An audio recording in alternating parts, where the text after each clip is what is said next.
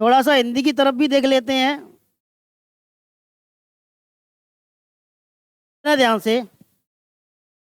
हिंदी के सबसे पहले मैं पाठ्यक्रम की चर्चा करता हूँ। कल हमने टॉपिक क्या आएंगे, कौन कौन से टॉपिक आएंगे, इनकी चर्चा नहीं की थी। तो आज जो शुरुआत है मैं उससे करता हूँ कि जिससे आपको पता चले कि हिंदी में हमें पढ़ना क्या है। क्योंकि भूमिका होना बहुत जरूरी है कि हमें ये पता ही नहीं है कि हिंदी में 30 क्वेश्चन आएंगे, कहाँ से आएंगे, कौन कौन से हमें टॉपिक पढ़ने हैं। तो उसके बारे में पता नहीं होगा तो कुछ हमें पढ़ने में इंटरेस्ट नहीं आएगा। तो इससे पहले हम क्या करें, उस भाषा के पाठ्यक्रम के बारे में जान लेते हैं, जिससे हमें पढ़ने में क्या हो जाए, आसानी हो जाए। तो देखते हैं पाठ्यक्रम क्या कहता है हिंदी का।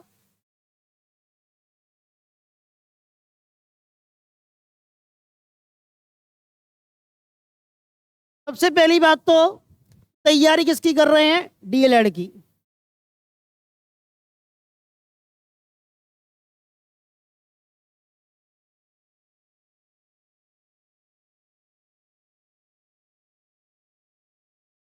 आपने कर दे क्या इसका, डिप्लोमा इन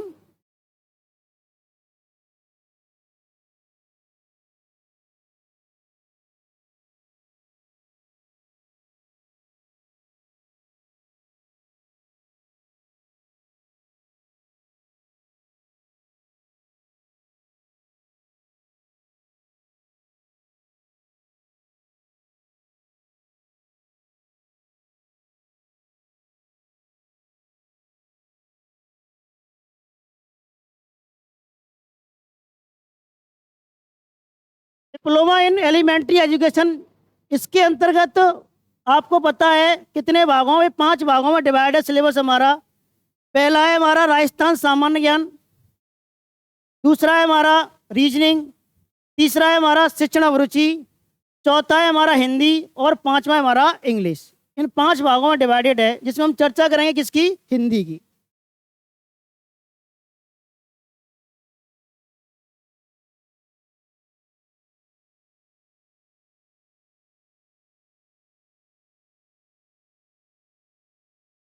हिंदी में है कितने क्वेश्चन इसमें से,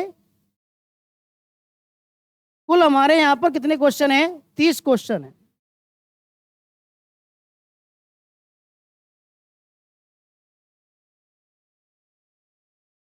में अगर कुल भारांक देखा जाए, अंक देखे जाए, तो यह आपके 90 नंबर क्या करता है, कवर करता है।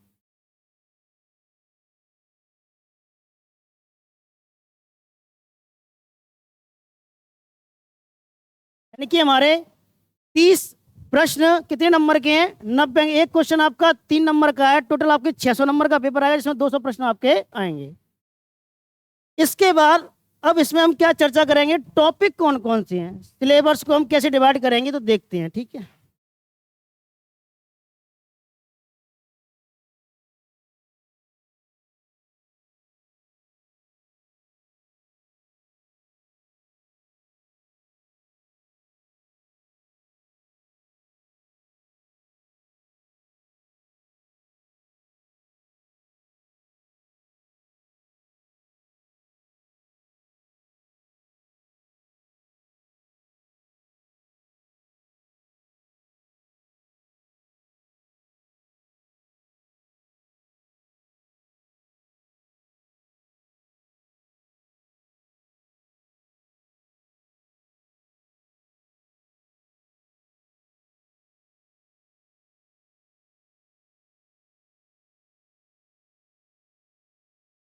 देखो पाठ्यक्रम को कैसे तोड़ेंगे हम इसको। सबसे पहले पढ़ेंगे हम हिंदी का सामान्य परिचय।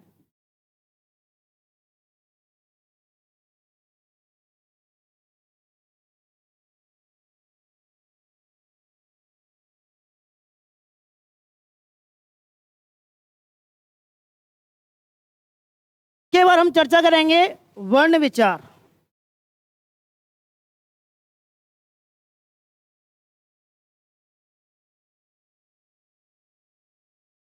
यहाँ पर हम क्या चर्चा करेंगे दूसरे भाग में फिर।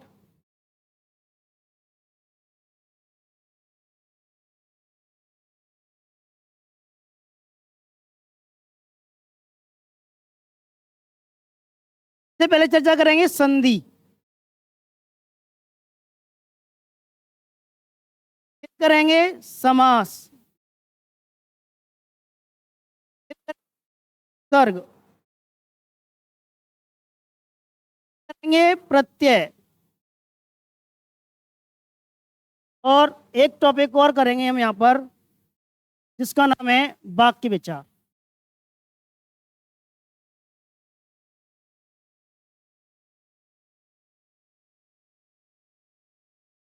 इसके बाद हमें क्या चर्चा करनी है इस टॉपिक में?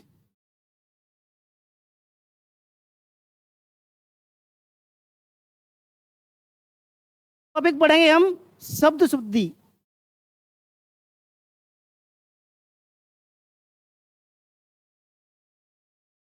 एक पढ़ेंगे वाक्य शुद्धि,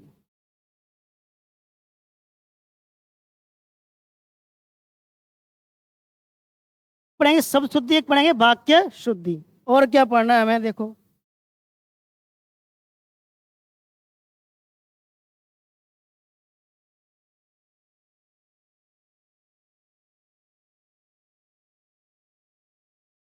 एक पढ़ेंगे पर्यायवाची,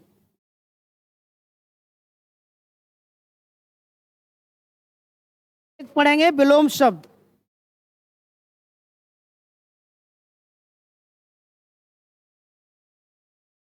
एक पढ़ेंगे लोकोक्ति एवं मुहावरे,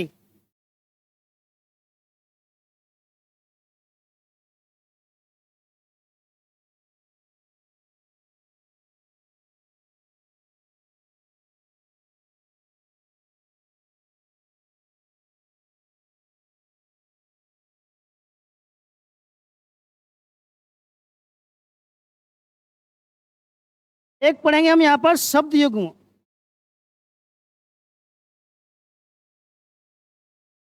एक पढ़ेंगे वाक्यांश के लिए एक शब्द।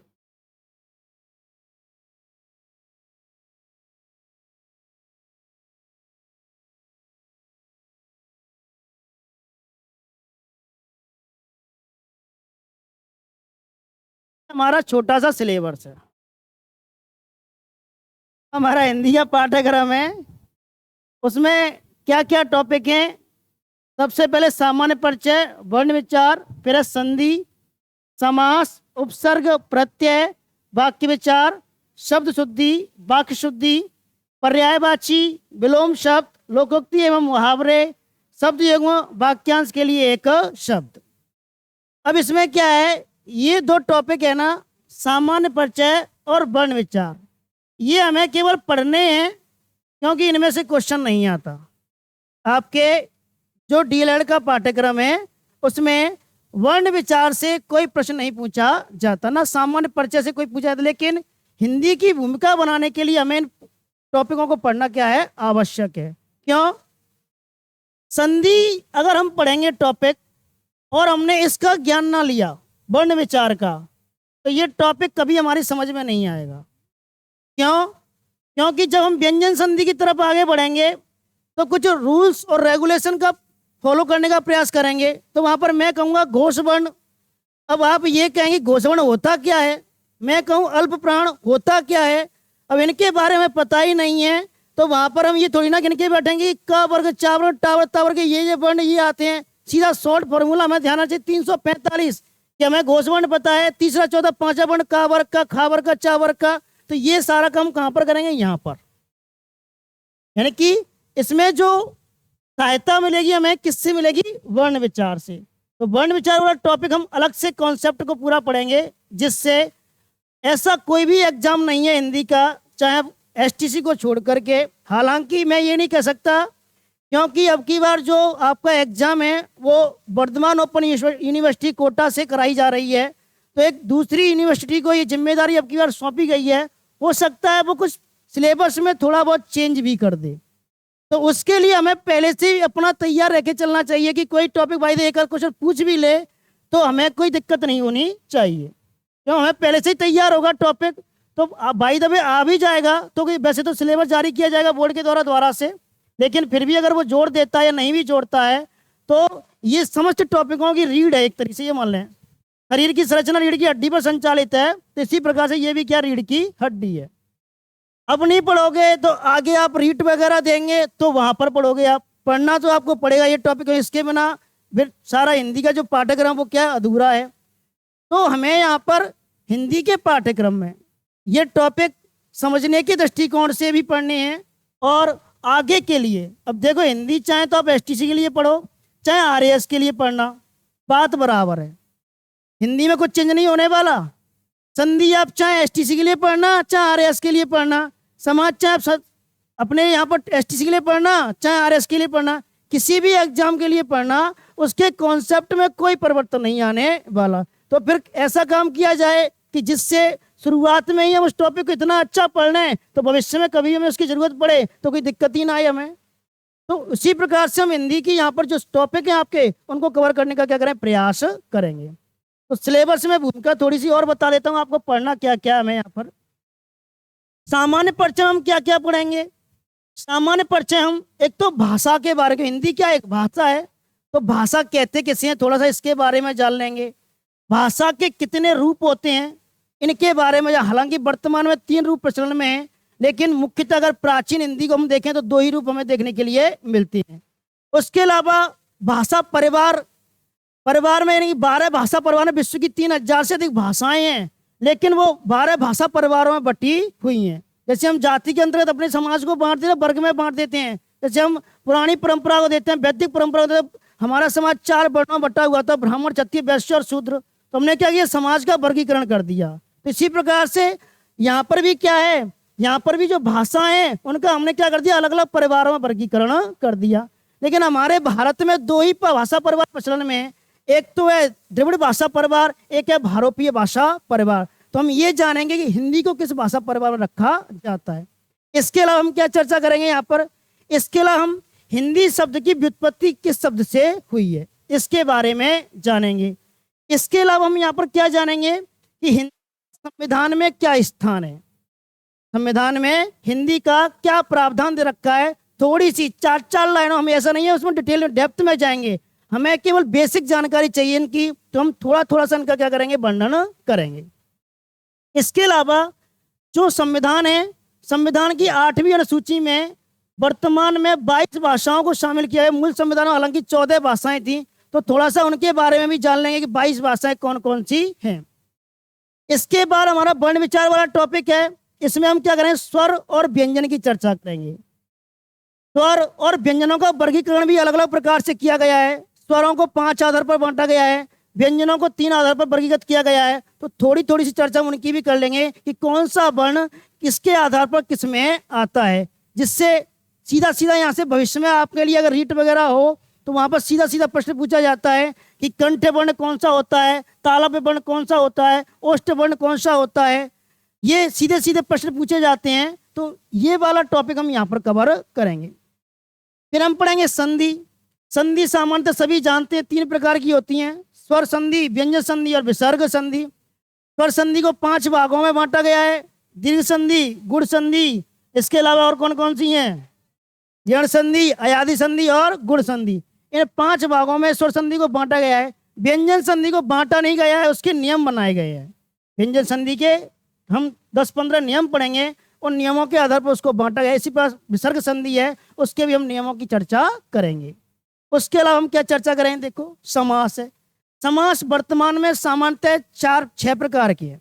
अगर प्रधानता के आधार पर देखें तो 4 प्रकार के समास माने जाते हैं, लेकिन वर्तमान हिंदी में हमें 6 प्रकार के समास पढ़ने पड़ते हैं। क्यों, इसका रीजन ये है कि प्रधानता के आधार पर जब देखा जाता है तो आपका जो कर्मधारय समास है और जो आपका द्विगु समास है वो तत्पुरुष समास के आधार अंतर्गत आता था, लेकिन वर्तमान में हिंदी साहित्यकारों ने उसको क्या कर दिया, अलग कर दिया है।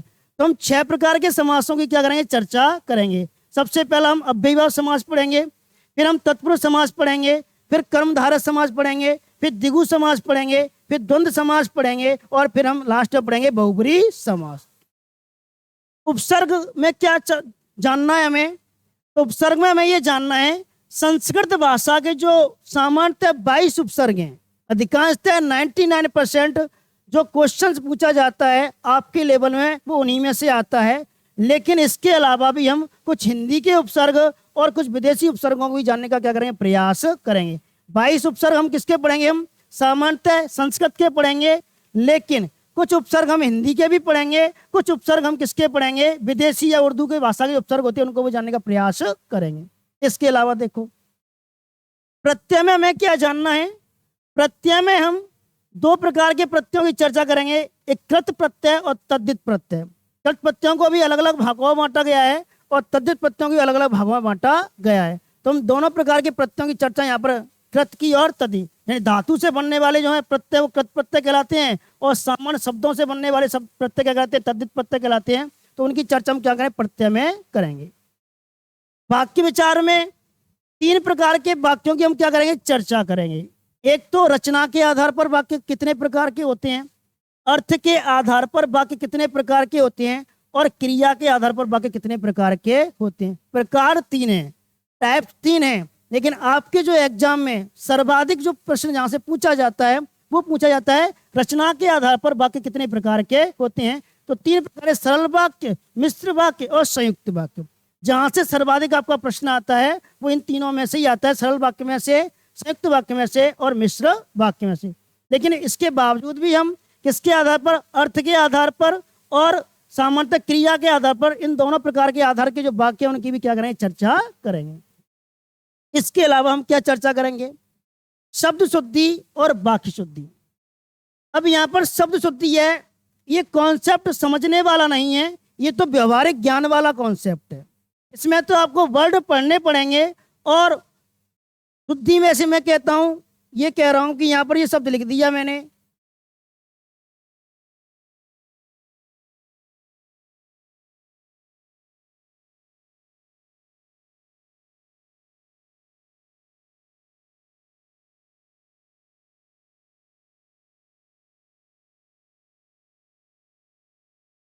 अब इस प्रकार से प्रश्न पूछे जाते हैं बस कि एक तरफ देगा आपको शुद्ध शब्द और चार ऑप्शन देगा, इसमें गलत शब्द देगा आपको क्वेश्चन में और उसका सही शब्द आपसे पूछेगा। तो यहाँ पर वोकेब है, ये शब्द शुद्धि, पर्यायवाची, विलोम शब्द, लोकोक्ति, मुहावरे, शब्द युग्म, वाक्यांश के लिए एक शब्द, ये सभी जो टॉपिक है हमारे, ये टॉपिक हमारे वोकेब के हैं, यानी कि इनमें शब्दावली का प्रयोग किया गया है। और शब्दावलियों में विशेषतः सामान्यतः आपको ज़्यादा यहाँ पर क्या रहना पड़ेगा, एक्टिव रहना पड़ेगा, क्योंकि आपको जैसे 9 से 12 की हिंदी की बुक जो आपके स्कूल में चलती है वो बुक है, या कोई भी गाइड आपके पास हो उसमें से आप केवल 5-10 जितने भी आपको पर डे पढ़े जाएं, आपको वोकैब डेली के डेली क्या करने हैं, पढ़ने हैं। क्यों, जिससे अब इनमें मैं समझाऊंगा तो केवल उतनी बातें समझाऊंगा जो विशेष फैक्ट है, जो फैक्ट सामान्य नहीं है, कैसे विशेष, विशेष मतलब है जो अच्छे लेवल के पेपरों में पूछे जाते हैं। आपके लिए तो सीधे सीधे प्रश्न पूछे जाएंगे, शब्द शुद्धि में, पर्यायवाची, विलोम में, इनमें आपको पारिभाषिक यानी शब्दावली के रूप में सीधे सीधे कॉन्सेप्ट दिए जाएंगे, आपको भाषा के रूप में प्रश्न नहीं पूछा जाएगा। भाषा के रूप में जो प्रश्न पूछे जाते हैं उनके बारे में आपको परिचय दूंगा, इसमें कैसा प्रश्न बन सकता है कि जो जटिलता को प्रदर्शित करता है। वाक्य शुद्धि, वाक्य शुद्धि थोड़ा सा ऐसा टॉपिक है, यहाँ पर हम जितने ज्यादा वाक्यों को पढ़ने का प्रयास करेंगे, जैसे कोई प्रकार के वाक्य दे रखे हैं तो एक ही कॉन्सेप्ट है, बहुत सारे लड़के खड़े हों और कोई हैंडसम से लड़का दिख रहा हो तो वो अलग दिख रहा है हमें उस भीड़ में, बहुत सारी लड़कियां खड़ी हों और कोई स्मार्ट सुंदर सी लड़की दिख रही है हमें तो वो अलग खड़ी है उस भीड़ में, तो मतलब वो उसकी पहचान दे रहे हैं अलग से। तो इसी प्रकार से यहाँ पर भी क्या है कि 4 वाक्य मिलेंगे आपको, जो सबसे सुंदर और अच्छा लग रहा है, आपको बोलने में बहुत सहज लग रहा है आपको कि हाँ ये वाक्य बोलने में बहुत अच्छा लग रहा है मुझको, तो ऐसे उसकी पहचान होगी कि वाक्य शुद्धि में होता क्या है, जो गलतियां हैं वो गलतियां नहीं होनी चाहिए उसमें, लेकिन एक कॉन्सेप्ट यहाँ पर काम करता है। वो क्या करता है कि कभी कभी एग्जामिनर वाक्य ऐसे पूछ लेता है कि इसमें क्रिया के आधार पर क्या गलती है, इसमें वचन के आधार पर क्या गलती है, तो कभी कभी प्रश्न में यह पूछ लिया जाता है, तो हम उनकी विशेष करके यहाँ पर क्या करेंगे, चर्चा करेंगे कि क्रिया से संबंधित अगर गलती हो तो हमें कैसे पहचाननी है, वचन के आधार पर गलती हो तो हमें कैसे पहचाननी है। इसके अलावा कर्ता, कर्म, ये हैं, इनके आधार पर अगर हमें कोई गलती देखने के लिए मिल रही है, या अनावश्यक शब्द के संबंध में हमें कोई गलती देखने के लिए मिल रही है, अनुपयुक्त शब्द के संबंध में कोई गलती देखने की मिलती है, शब्द क्रम में, यानी क्रम भी कभी कभी चेंज हो जाता है वाक्यों में, तो उसके आधार पर हमें क्या गलती देखने के लिए मिल रही है, यहाँ पर हम इनकी क्या करेंगे, चर्चा करेंगे। तो इस प्रकार से हम अपने सिलेबस की क्या करेंगे, चर्चा करेंगे। ये हमारा सिलेबस है, बस वही हिंदी।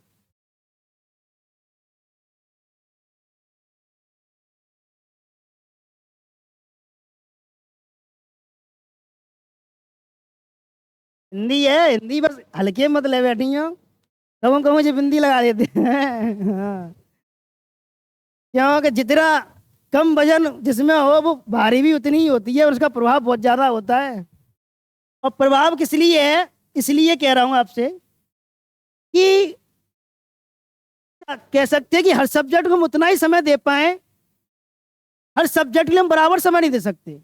अब जीके की हम इससे तुलना कर बैठे, तो जीके को हम जितना समय देना चाहेंगे उतना समय इसको देंगे तो हम बर्बादी हो जाएंगे। बर्बाद का मतलब है अपना काम खराब कर बैठेंगे। तो है जिसमें हमें समय कम देना पड़े और फायदा हमें ज्यादा मिले।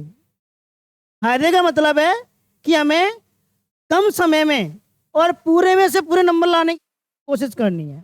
30 में से 28, 29 ये प्रश्न के लेवल पर टच पर क्या करना है, पहुंचना है। क्योंकि यही विषय ऐसे होते हैं जो हमारे स्कोरिंग मार्क्स को बढ़ाने का क्या करते हैं, कार्य करते हैं। अब जीके जैसा विषय है, जीके ऐसा विषय है, अब कितने अथाह भंडार है वहां में, तो समुद्र है वो, तो एक तरीका से सोच लो तुम, जितनी डेप्थ में घुस जाएंगे तुम जितने की अपनी खोपड़ी खराब करेंगे वहां में तुम, और जितना ऊपर ही ऊपर रहेंगे तो उतना बढ़िया रहेंगे। तो इससे बेटर है ऐसे सब्जेक्ट जिन सब्जेक्टों में हमें कम मेहनत करनी पड़े लेकिन लाभ ज्यादा मिले, उन सब्जेक्टों को हमें उसी हिसाब से क्या करना है, तैयार करना है। तो अब सिलेबस आप नोट कर लो एक बार, फिर मैं आगे के लिए बढ़ता हूं अपने पहले टॉपिक से। यहाँ से उतार लें आप, यहाँ से उतार लो तो आप, तो उसी को डायरेक्ट उतारोगे तो यहाँ से उतार लो फिर। हाँ मैं कछु ना तो जा उतार लो फिर। तो इच्छा है तैसे उतार लो।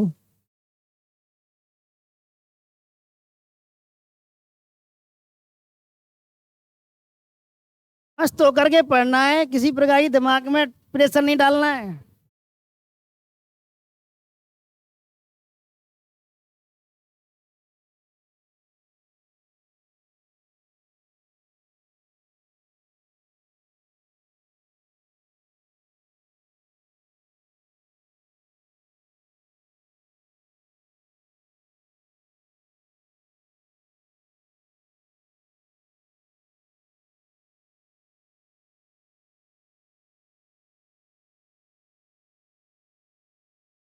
क्यों ना तारा सोनू, अल्लाह। अब तू लव कुछ फास्ट है वो तू आए हैं।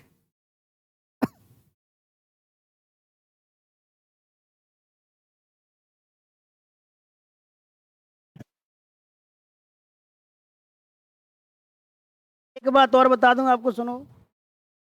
4-5 सालों के पेपर का मैंने जो एनालिसिस किया है उसके आधार पर, हालांकि कोरोना के बाद पेपर तो मिलवाना है बच्चन ने, और पेपर अभी भी नहीं मिलेगा आपको, इस भूले मत रहना।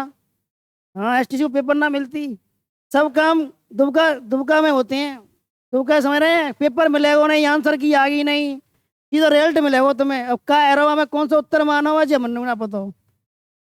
तो यहाँ पर मैंने 4-5 सालों के जो कोचिंग वाले बच्चों को ओपिनियन लेकर के कौन कौन से प्रश्न आए वो डाल देते हैं, उसके आधार पर आपका जो प्रत्येक टॉपिक है, किसी में से 2, किसी में से 3, अधिकांशतः में से संधि के 3 क्वेश्चन है, समास के 3 है, उपसर्ग के 2 हैं, प्रत्यय के 3 है, वाक्य विचार के 2 हैं, शब्द शुद्धि के 2 हैं, वाक्य शुद्धि के 2 हैं, पर्यायवाची 2 हैं, विलोम शब्द 2 हैं, लोकोक्ति मुहावरे 3 हैं, शब्द युग में 2-3 है, वाक्यांश के लिए 1 शब्द है। तो 2 से 3 का एक औसत एवरेज है जो हमें देखने के लिए मिलेगा प्रत्येक टॉपिक में से।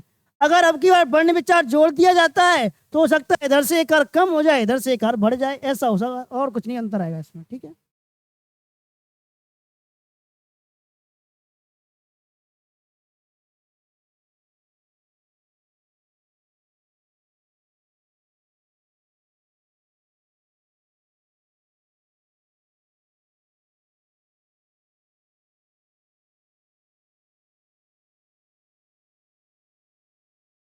लिया नोट, बढ़े आगे फिर। देखो, तुम तितके यहाँ सारे थे बैठेंगे, अब पीठ टूटी तो धना है तुम्हारी, नए मोड़े हो तुम, हैं? कछू तो सुनो, कछू तो यार बेटी की हालत खराब करके पुराने में चले गए हैं, कछू तुम कर दी हो तो सड़क सड़क के जहाँ पहुंच जाएगी कछू इतना पीछे। तो ताते न सतर कह के बैठा करो, बुढ़ापो ना आओ तुम्हारा भाई।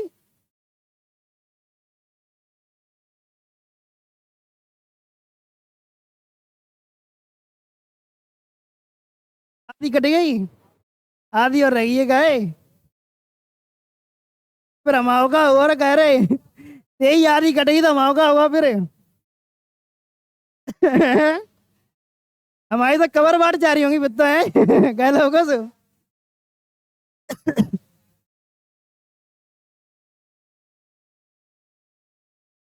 लिया नोट सभी ने, बड़े आगे। चलो तो पहले टॉपिक को श्री गणेश करें।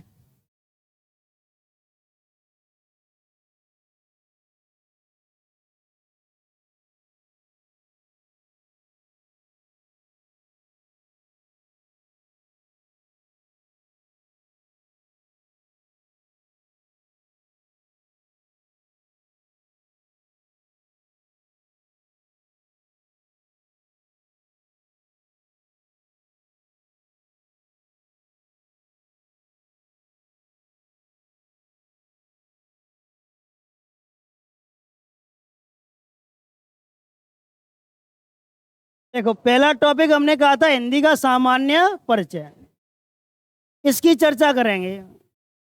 तो शब्द है इसमें हिंदी, तो हिंदी क्या है? एक भाषा। तो सबसे पहले हम ये जानेंगे भाषा कहते किसे हैं। लिखना मत कुछ, बस पहले समझ लो आराम से, मैं कह दूं लिखना है तब लिखना, ठीक है? जानेंगे इसके बारे में पहले। क्यों जानेंगे? क्योंकि हिंदी क्या है? एक भाषा, इसलिए इसको जानेंगे पहले। तो हम कहू से शुरुआत नहीं करेंगे, अपने आप से शुरुआत करेंगे जाके। कैसे? क्योंकि हमारी गिनती मनुष्यों में होती है नहीं होती? तो हम क्या है? मनुष्य। और मनुष्य कैसा प्राणी है? सामाजिक प्राणी है, समाज में रहता है भाई। तो कैसा प्राणी है? सामाजिक प्राणी।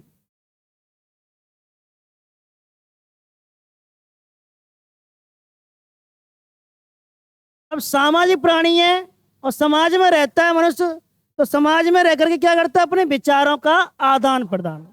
मनुष्य क्या करता है? समाज में रहता है, सामाजिक प्राणी होने के नाते वो अपने विचारों का क्या करता है? आदान प्रदान करता है। तो क्या करता है भाई? समाज में रह करके विचारों का आदान प्रदान।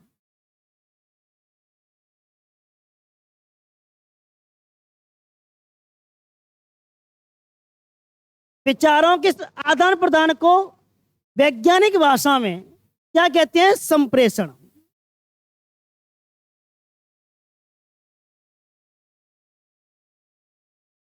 यानी कि मनुष्य के द्वारा जो अपने विचारों का आदान प्रदान किया जाता है, उस विचारों के आदान प्रदान को क्या कहा जाता है? संप्रेषण कहा जाता है। तो क्या निष्कर्ष निकल के आया कि संप्रेषण के लिए मनुष्य जिस माध्यम का सबसे अधिक प्रयोग करता है उसे क्या कहते हैं? भाषा। यानी संप्रेषण के लिए, संप्रेषण हमने क्या कहा? विचारों के आदान प्रदान को।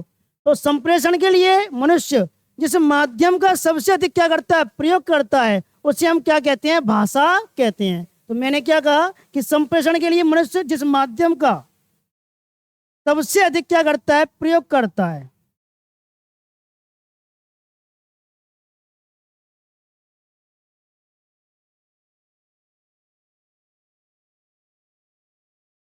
उसे हम क्या कहते हैं? भाषा कहते हैं। तो निष्कर्ष निकल के आया सामान्यतः कि विचारों के आदान प्रदान को ही क्या कहा जाता है? भाषा कहा जाता है। शॉर्ट में क्या निकल के आया हमारा? सामान्यतः निष्कर्ष निकल के आया कि मनुष्य के द्वारा जो अपने विचारों का आदान प्रदान किया जाता है उसको ही हम क्या कहते हैं? भाषा कहते हैं। तो मैंने भाषा की क्या परिभाषा मिली? ये मिली हमें कि मनुष्य कैसा प्राणी है? सामाजिक प्राणी। अब सामाजिक प्राणी होने के नाते रहता कहाँ है? समाज में। समाज में क्या करता है? अपने विचारों का आदान प्रदान करता है। हम एक दूसरे से अपनी भाषा को व्यक्त करते हैं, अभिव्यक्त करते हैं, तो एक दूसरे के भावों को समझने का प्रयास करते हैं। तो ये मतलब है अपने विचारों को मौखिक रूप से या लिखित रूप से या सांकेतिक रूप से क्या करना? आदान प्रदान करना। तो ने क्या कहा, विचारों के आदान प्रदान को क्या कहा जाता है, तो इसको कहा जाता है संप्रेषण। विचारों के मनुष्य के द्वारा जो अपने विचारों का आदान प्रदान किया जा रहा है उसको ही हम क्या कहते हैं, संप्रेषण कहते हैं। तो हमारा निष्कर्ष निकल के ये आया कि संप्रेषण के लिए यानी विचारों के आदान प्रदान के लिए मनुष्य जिस माध्यम का सबसे अधिक प्रयोग करता है उस माध्यम को हम क्या कहते हैं, भाषा कहते हैं। अर्थात विचारों का आदान प्रदान ही क्या कहलाता है, भाषा कहलाता है। अब भाषा शब्द आया कहां से है, तो ये भी पता होना चाहिए हमें। तो भाषा शब्द संस्कृत हमारी मूल भाषा है, इसकी एक धातु है, इसका नाम है भास। शब्द क्या हुआ है, बना है, जिसका शाब्दिक अर्थ होता है विचार प्रकट करना।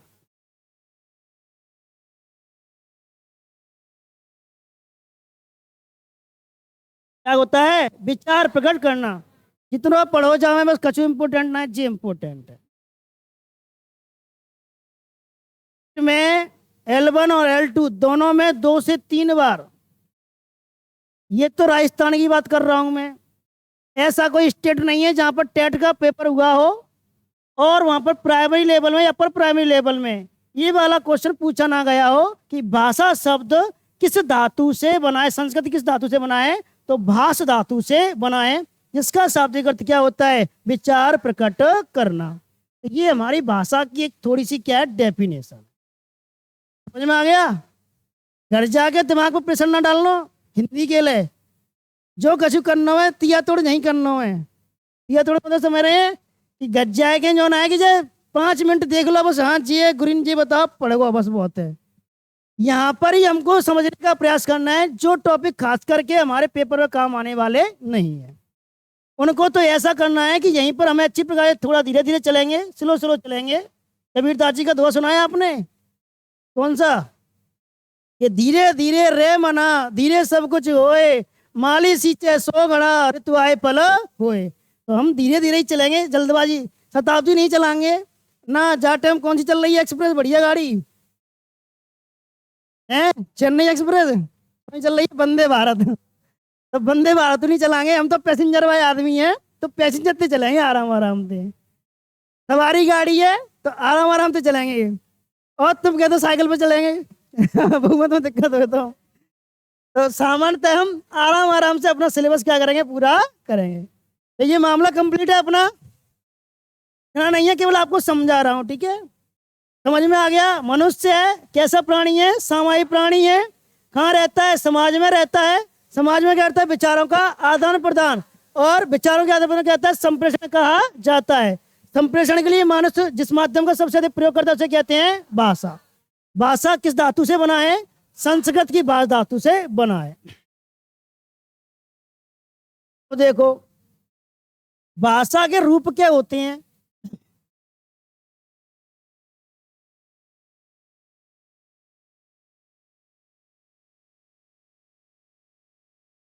भाषा के वैसे तो होते हैं 2 रूप, एक होता है मौखिक,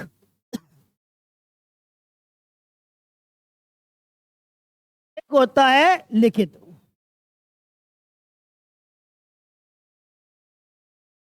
तो प्रारंभिक जो आपकी हिंदी है, प्राचीनतम जो हिंदी है, मूल जो हिंदी है हमारे, एक मौखिक रूप एक लिखित रूप। लेकिन आधुनिक जो हिंदी साहित्यकार हैं उनके द्वारा भाषा का एक तीसरा रूप भी माना गया है, उसको कहते हैं हम सांकेतिक रूप।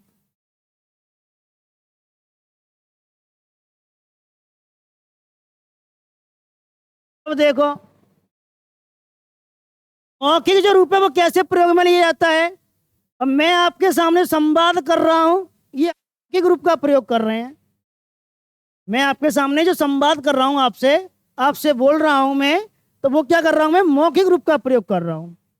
कि मौखिक जो रूप है वो बोल करके तो अभिव्यक्त किया जाता है, और श्रवणेंद्रियों के द्वारा, कानों के द्वारा सुन करके ग्राह्य यानी ग्रहण किया जाता है। कौन सा रूप, मौखिक रूप। कैसे किया जाता है, बोल करके तो अभिव्यक्त किया जाता है और सुन करके ग्रहण किया जाता है। इस माध्यम को कहते हैं भाषा का मौखिक रूप।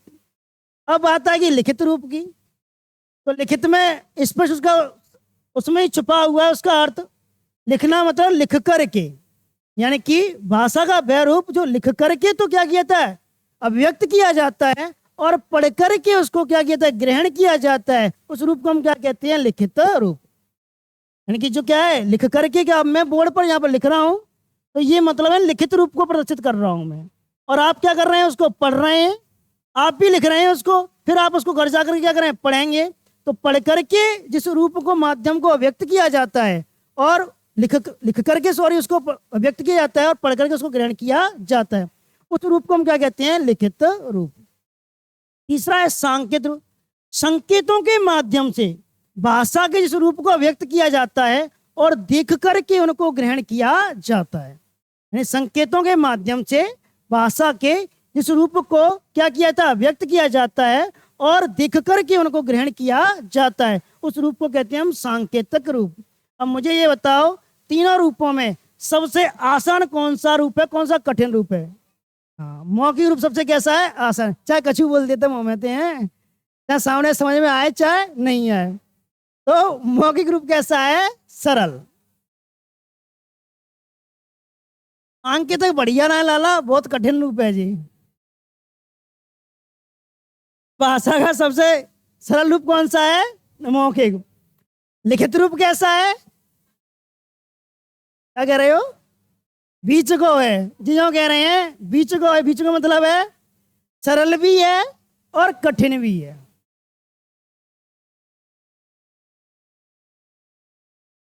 सरल भी है और क्या है, कठिन भी है। लिखित रूप, अब कैसे अवाल डेफिनेशन दूंगा, कैसे अवाल पता चलेगा, देखो। सांकेतिक रूप कैसा है, कठिन रूप है। सांकेतिक कैसा है, कठिन रूप है। अब तीन रूप हैं, मैंने कहा मौखिक कैसा है, सरल है। लिखित कैसा है, सरल भी है कठिन भी है, क्योंकि बहुत सारे शब्द ऐसे होते हैं जो हमें समझ में नहीं आता, उसका अर्थ समझ में नहीं आता, तो वो हमारे लिए वो क्या, लिखित माध्यम तो है, लेकिन वो जटिल रूप बन जाता है। सांकेतिक रूप हमेशा क्या रहता है, कठिन, क्योंकि एक ही चिन्ह का प्रयोग, एक ही संकेत का प्रयोग कई अर्थों में लिया जाता है। जैसे मैं कहूँ, तीर बनाया मैंने, उत्तर की तरफ बना दिया, दक्षिण की तरफ बना दिया, पूर्व की तरफ, पश्चिम की तरफ बना दिया। अब तीर तो एक ही है, लेकिन जिस दिशा की ओर हम उसको इंडिकेटेड कर रहे हैं, उसी का वो क्या दे रहा है, संकेत दे रहा है। कहने के लिए तीर एक ही है ना। तो संकेत की जो भाषा है, उसमें जो चिन्ह है, उन चिन्हों का प्रयोग भिन्न भिन्न रूपों में किया जाता है, इसलिए इसका जो माध्यम होता है वो क्या होता है, कठिन होता है। अब ट्रैफिक लाइट में जाते हैं, लाल बत्ती, रेड बत्ती जो होती है, पीली बत्ती, येलो बत्ती जो होती है, उनका प्रयोग किया जाता है। क्या इन बत्तियों का प्रयोग केवल वहीं पर किया जाता है, और किसी जगह नहीं है? एम्बुलेंस देखिए, एम्बुलेंस का मतलब उससे हम तुलना कर देंगे कि वही बत्ती वो कम, तो कह रहा है लाल बत्ती का मतलब रुक जाओ, और जहां पर चल रही है तो जाकर हट जाओ, यही तो कहते हो। एम्बुलेंस चलेगी तो एम्बुलेंस क्या कहती है, हट जाओ भैया, वो बत्ती घूमती जाएगी, सायरन आवाज करता जाएगा, तो मतलब है कि एम्बुलेंस को जगह देते जाओ। और वही ट्रैफिक पुलिस हवलदार के पास वो बत्ती चल रही हो चौराहे पर, तो लाल बत्ती का मतलब संकेत यह है कि गाड़ी चल रही है, रोक लो भैया, येलो हो जाए तब जाना है हमें, यही तो होता है। तो लाइट तो वही है, लेकिन उसका माध्यम बदल गया। जिस जगह हमने जिस रूप में उसको प्रयोग किया, उस रूप में उसकी शब्दावली को हमने समझने का क्या प्रयास किया। तो इस प्रकार से सांकेतिक रूप क्या होता है, कठिन होता है। अब लिखित रूप की बात करते हैं, सरल भी है कठिन भी है। जैसे मैंने कहा, पत्नी शब्द है, जाए तो हर एक को समझ जाओ। अब मैं जब संस्कृत में लिखता हूँ भार्या,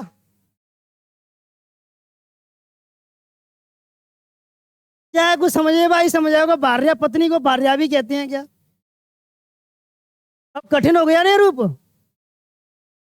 पत्नी के लिए संस्कृत भाषा में सही जो शब्द है वो भार्या प्रयोग किया गया है। हम तो बहुत से शब्दों में लुगाई वगैरह यानी का प्रयोग करते हैं, हम तो करते नहीं, घरवाई कह दें, लुगाई कह दें, हम तो बहुत सारे शब्दों का प्रयोग करते हैं अपनी भाषा में, लैंग्वेज करते नहीं करते। तो मतलब इसका मतलब ये है कि हमने क्या बनाया, सरल माध्यम बनाया अपना भाषा का। तो यहाँ पर ये है। अब देखो, मैं एक शब्द प्रयोग कर रहा हूं आपके सामने। जैसे मैं कहूंगा आपके सामने, एक मृतिका पात्र में दुग्ध शर्करा युक्त, एक मृतिका पात्र में दुग्ध शर्करा युक्त ऊष्म पेय प्रदान किया जाए, तो बताओ मैं क्या मांगना चाह रहा हूं आपसे। एक मृतिका पात्र में दुग्ध शर्करा युक्त ऊष्म पेय प्रदान किया जाए, दूध मांग रहे हैं। हाँ,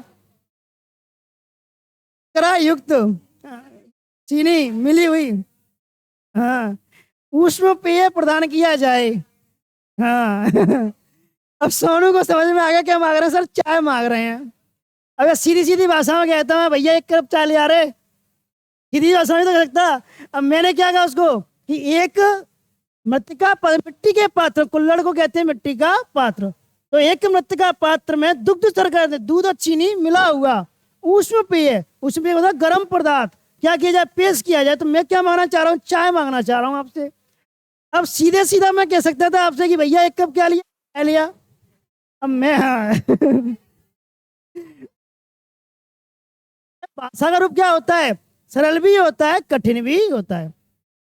जैसे हम कहें रामायण और महाभारत है या भगवत गीता है, कभी कभी उनको पढ़ते हैं तो आपने कभी कभी देखा हो जो बाँचने वाला होता है वो कभी शब्दों के अर्थ सही से स्पष्ट नहीं करता तो अटक जाता है, उसकी बोलती सी बंद हो जाती है और फिर ना जल्दी जल्दी क्या क्या निकल जाओ। उन्हें देखा है आपने, मणि मन में क्या क्या होगा वो आगे निकल जाएगा। तो ये होता है कि जो लिखित रूप है वो सरल भी होता है और कठिन भी होता है। तो ये हमारे क्या है, 3 रूप। अब बात देखो कहाँ पर आएगी, 3 रूप समझ में आ गए, मौखिक, लिखित और सांकेतिक। मौखिक तो हम सरल है रूप है, लिखित कैसा सरल भी है कठिन भी है, और सांकेतिक कैसा है, कठिन है। अब देखो अब लिखित रूप आएगा कैसे, जो मैं यहाँ पर जो कुछ भी लिख रहा हूं वो आएंगे कैसे। तो इसके लिए हमें क्या चाहिए, वर्तनी चिन्ह। क्या चाहिए, यानी मौखिक रूप को लिखित रूप में लाने के लिए हमें चाहिए चिन्ह, क्योंकि मैं ये लिख रहा हूं भाषा में क लिख रहा हूं, र लिख रहा हूं, प लिख रहा हूं, ये आ कहां से रहे हैं ये। तो इसके लिए हमें चाहिए लिपि। क्या चाहिए, लिपि। मतलब ये है कि भाषा का जो मौखिक रूप है उस मौखिक रूप को लिखित रूप देने के लिए जिन वर्तनी चिन्हों का हम प्रयोग करते हैं उन वर्तनी चिन्हों को क्या कहता है, लिपि कहा जाता है। सामान्यतः हमारी जो भाषा हिंदी है वो देवनागरी लिपि के अंतर्गत आती है।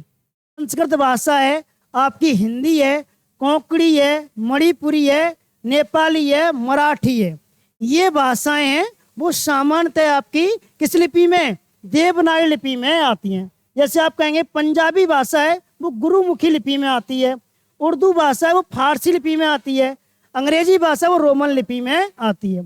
तो हर भाषा की अपनी अपनी क्या है, लिपि है। तो हम हिंदी भाषा को जिस लिपि में प्रयोग करते हैं वो कौन सी, हमारी देवनागरी लिपि। तो दूसरा प्रश्न हमें ये ध्यान रखना है कि हमारी जो भाषा है हिंदी या हम कहें संस्कृत, वो किस लिपि के अंतर्गत आती है, देवनागरी लिपि के अंतर्गत आती है।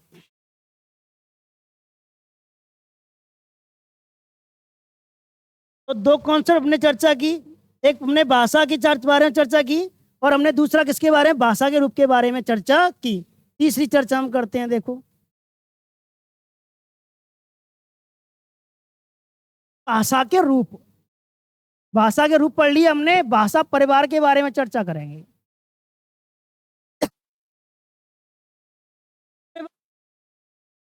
समाज का वर्गीकरण करते हैं ना, अलग अलग समुदायों में करते हैं, जातियों में कर देते हैं अपनी सुविधा की दृष्टि से।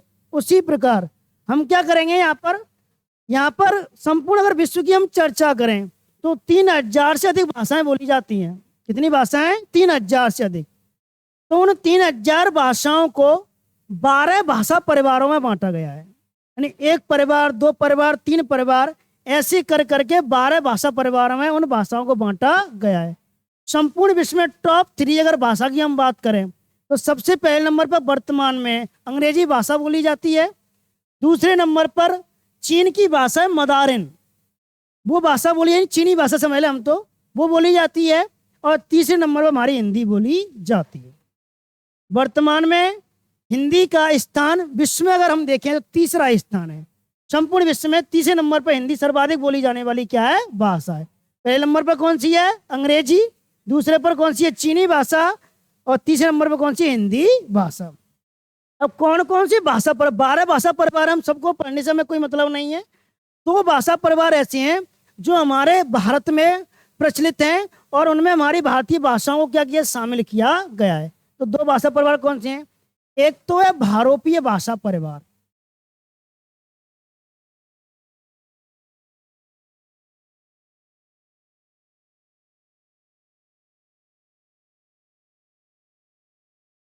और दूसरी है हमारी द्रविड़ भाषा परिवार।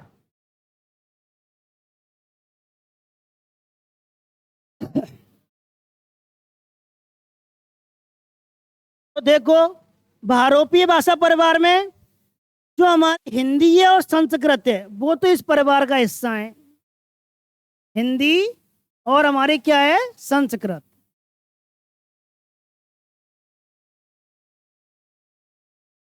यानी कि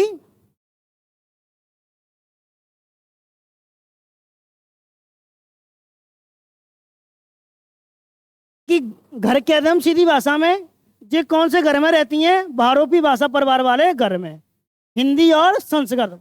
अब दक्षिण भारत की जो भाषाएं तमिल है, तेलुगु है, कन्नड़ है, मलयालम है, ये जो भाषाएं वो किस में आती हैं? द्रविड़ भाषा परिवार में। तमिल है आपकी, तेलुगु है, कन्नड़ है, मलयालम है आपकी, भाषाएं आपकी वो कौन से भाषा परिवार में आती है? द्रविड़ भाषा परिवार में। तो इससे हमें कोई मतलब नहीं है, हमें बस इससे मतलब है कि हिंदी किस भाषा परिवार सदस्य है? भारोपीय भाषा परिवार का सदस्य है। बस ये हो गया हमारा कॉन्सेप्ट।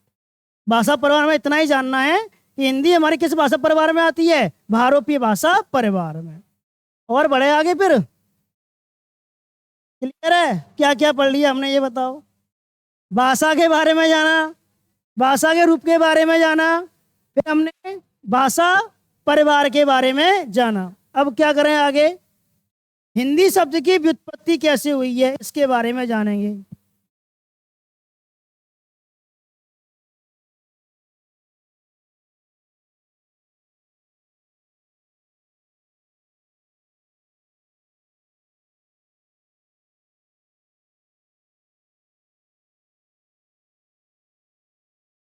देखो, अब हिंदी शब्द की व्युत्पत्ति कैसे हुई है?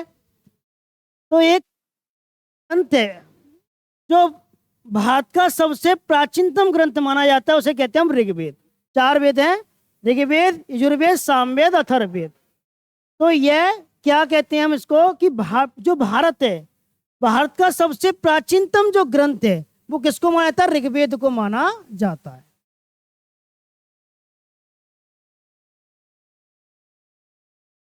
ऋग्वेद कैसा है? भारत का सबसे प्राचीनतम ग्रंथ है। अब किस भाषा में लिखा है? संस्कृत भाषा में। कौन सी भाषा में लिखा है? संस्कृत में। पहली बात तो संस्कृत का कालक्रम क्या माना जाता है? तो 1500 ईसा पूर्व से 500 ईसा पूर्व, क्योंकि वैदिक जो काल है वो माना जाता है 1500 ईसा पूर्व से 500 ईसा पूर्व। ये वैदिक काल का क्या है? कालक्रम।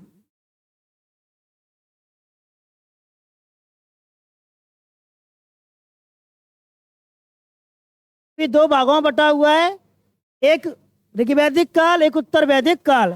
ऋग्वैदिक काल का समय है 1500 ईसा पूर्व से 1000 ईसा पूर्व, और उत्तर वैदिक काल का समय है 1000 ईसा पूर्व से 600 ईसा पूर्व। लेकिन सामान्यतः जो ऋग्वेद है वो समझाने के लिए बताया आपको, भारत का सबसे प्राचीनतम ग्रंथ है। और किस भाषा में लिखा हुआ है? ये संस्कृत भाषा में। तो संस्कृत भाषा का जो कालक्रम हमें इससे मतलब है वो कौन सा? मतलब 1500 ईसा पूर्व से 500 ईसा पूर्व माना जाता है। अब देखो, संस्कृत जो भाषा है, अब इसके 2 रूप हैं, एक वैदिक रूप, एक लौकिक रूप। कैसे रूप है? 2। एक कैसा है? वैदिक रूप। एक कैसा है? लौकिक रूप।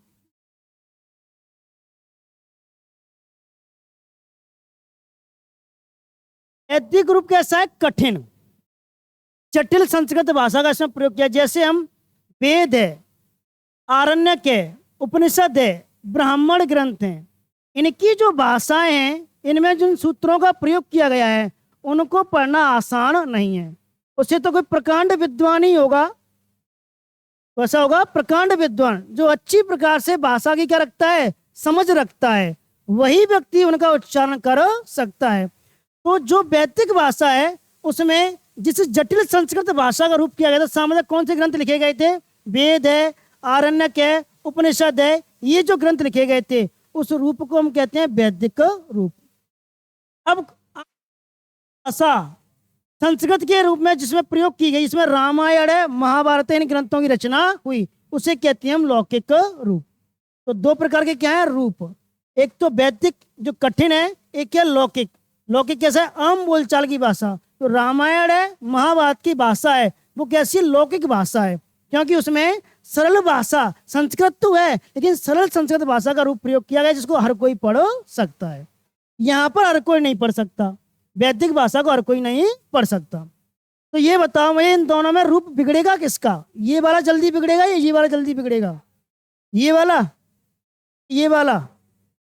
अभी मैंने कहा कि भार्या है, जब शब्द का अर्थ ही नहीं पता हो तो बाहर एक को चेंज नहीं कर पाएगा, लेकिन जैसे ही मैं पत्नी कह दिया मैंने, तो मैंने कहा बहुत सारे शब्द निकाल देगा और अपने अपने हिसाब से निकाल देगा, नहीं निकाल देगा। तो रूप कौन सा बिगड़ा? ये वाला। तो समय परिवर्तनशील है, आप सभी को पता है। हम बहुत सारी प्राचीन सभ्यता से, सिंधु सभ्यता से चले आ रहे हैं और आज भी समय कैसा है? परिवर्तनशील है। तो समय परिवर्तित होने के कारण भाषाओं के रूप में भी समय के अनुसार क्या आने लगा? परिवर्तन आने लगा। कि पहले जिस संस्कृत का रूप था, धीरे धीरे उसके रूप में क्या आया? परिवर्तन आया। तो समय कैसा है? गतिमान है। समय कैसा है? गतिमान है। तो गतिमान होने के कारण उसके रूप में धीरे धीरे क्या आया? परिवर्तन आया।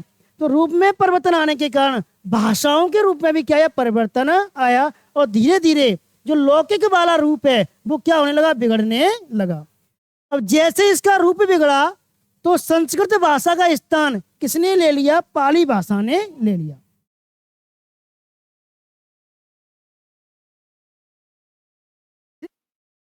पाली भाषा ने।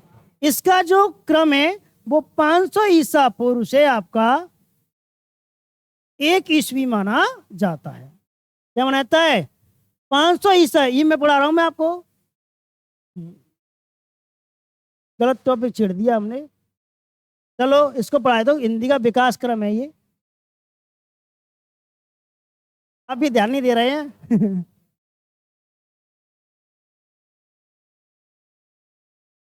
वो तो स्टूडेंट है गए।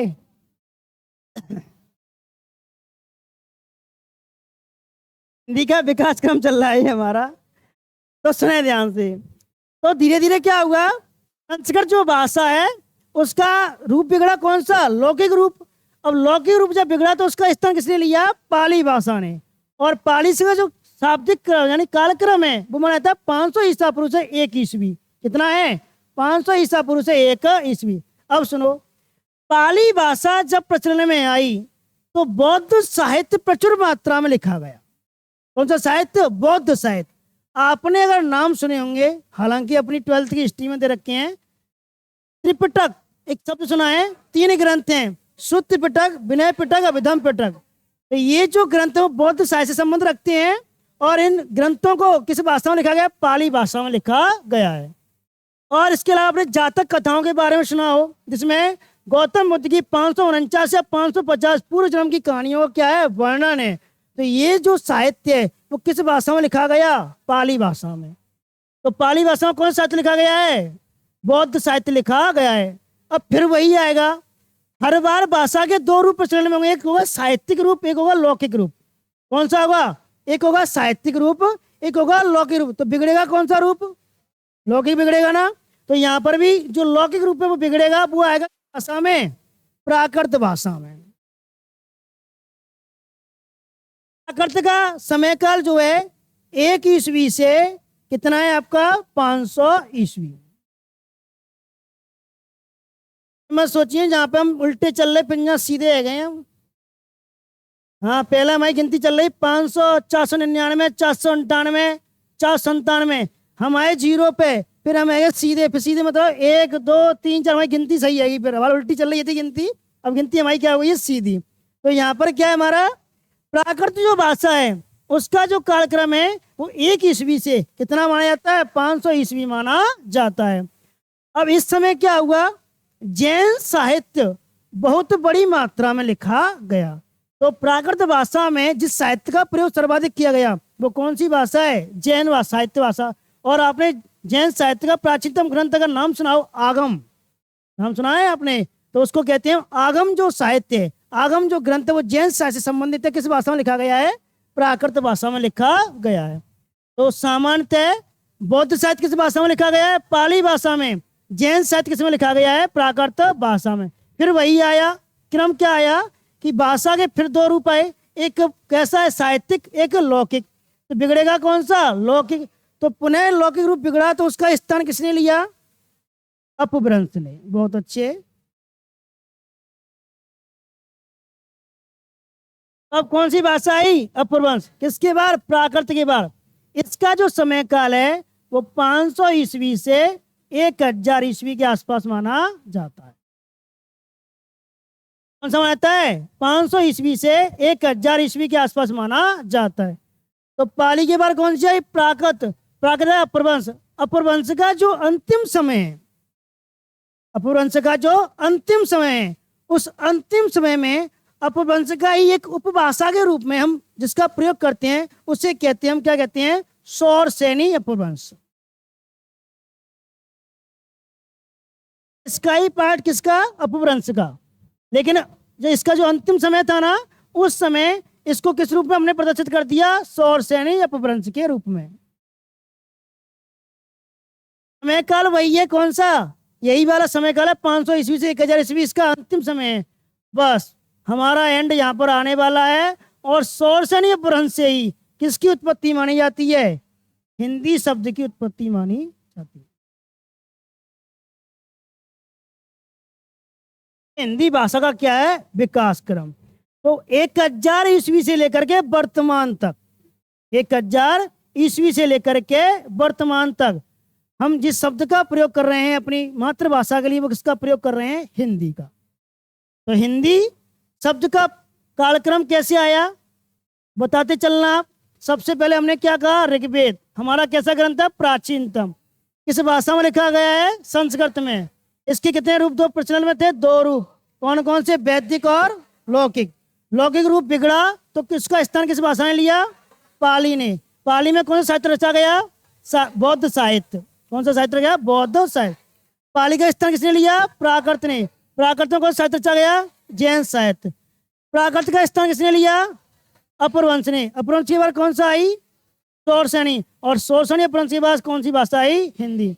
तो मेन पॉइंट पर आए हम। मेन पॉइंट क्या कहते हैं हमारा, कि हिंदी शब्द की जो उत्पत्ति है वो सामान्यतः किससे मानी जाती है, शौरसेनी अपभ्रंश से मानी जाती है।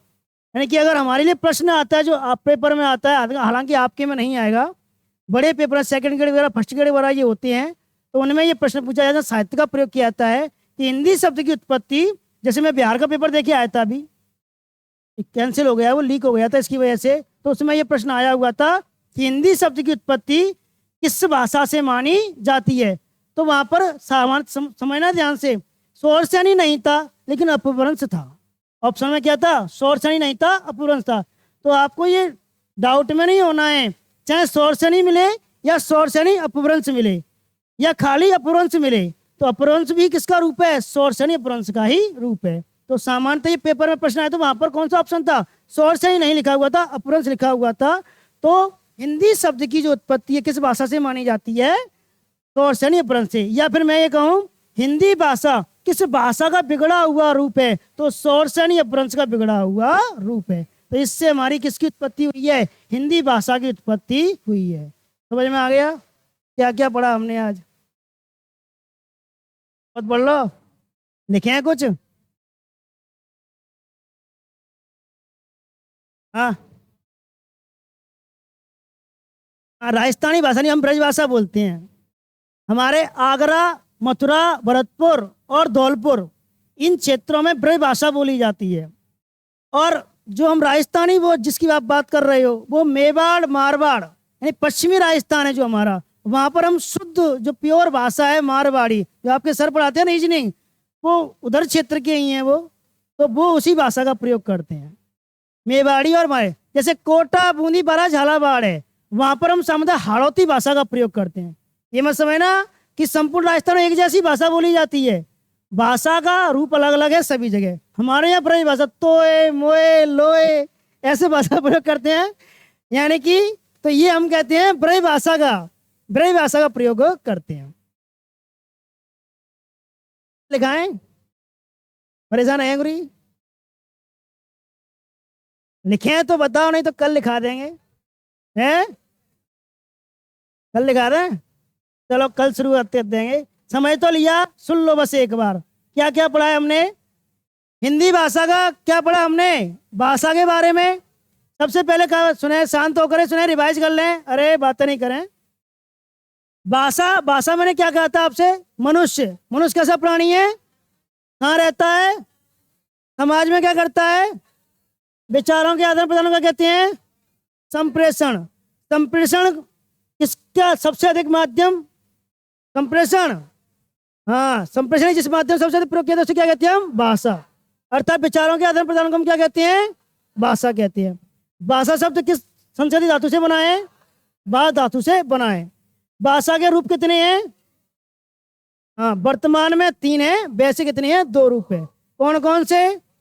मौखिक, लिखित और सांकेतिक। जटिल कौन सा है? सरल कौन सा है? और सरल और जटिल दोनों ही कौन से हैं? लिखित। कौन सा रूप है? लिखित। मौखिक भाषा को हम कैसे व्यक्त करते हैं? बोल करके व्यक्त करते हैं। और कैसे उसको ग्रहण किया जाता है? सुन करके। जो आपकी लिखित भाषा है उसको हम कैसे व्यक्त करते हैं? ग्रहण कैसे करते हैं? पढ़ करके। और सांकेतिक भाषा को हम कैसे व्यक्त करते हैं? संकेतों के माध्यम से। ग्रहण कैसे करते हैं? देख करके। फिर मैंने कहा भाषा परिवार कितने हैं हमारे भारत में? 2, एक भारोपीय और एक द्रविड़। हिंदी किस भाषा परिवार में है? भारोपीय भाषा परिवार है। फिर हमने पढ़ा हिंदी का विकास क्रम। सबसे पहले कौन सी भाषा आई? संस्कृत का रूप किसने लिया?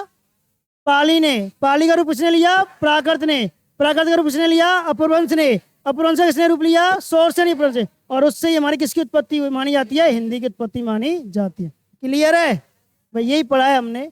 तो एंजॉय के साथ पढ़ना है, दिमाग पर प्रेशर नहीं डालना है, आराम से पढ़ना है, ठीक है? हालांकि अभी कुछ बच्चे हमारे लिए नए हैं और कुछ के लिए हम नए हैं, तो समझने में थोड़ा, कोऑर्डिनेशन होने में, थोड़ा समन्वय बनाने में थोड़ी सी दिक्कत हो सकती है। लेकिन सभी सुने ध्यान से कि वक्त को वक्त देंगे। सुने ध्यान से कि वक्त को वक्त देंगे तो वक्त बदल जाएगा। है जो समस्याओं का दौर, वो धीरे धीरे गुजर जाएगा। तो थोड़ा सा आपको हमें और हम आपको क्या देंगे? वक्त देंगे, तो आपस में कोऑर्डिनेशन अच्छा बन जाएगा, तालमेल जब बैठ जाएगा तो कोई दिक्कत नहीं आएगी, ठीक है? और निश्चिंत होकर के आप अपना पढ़ाई करें, कोई दिक्कत नहीं है। देखो, पढ़ने के लिए कछु गुरु ही क्या वो चाहेंगे भी तुम दे रासमंद गति गुरु, चलना। सुनो मेरी बात, पढ़ने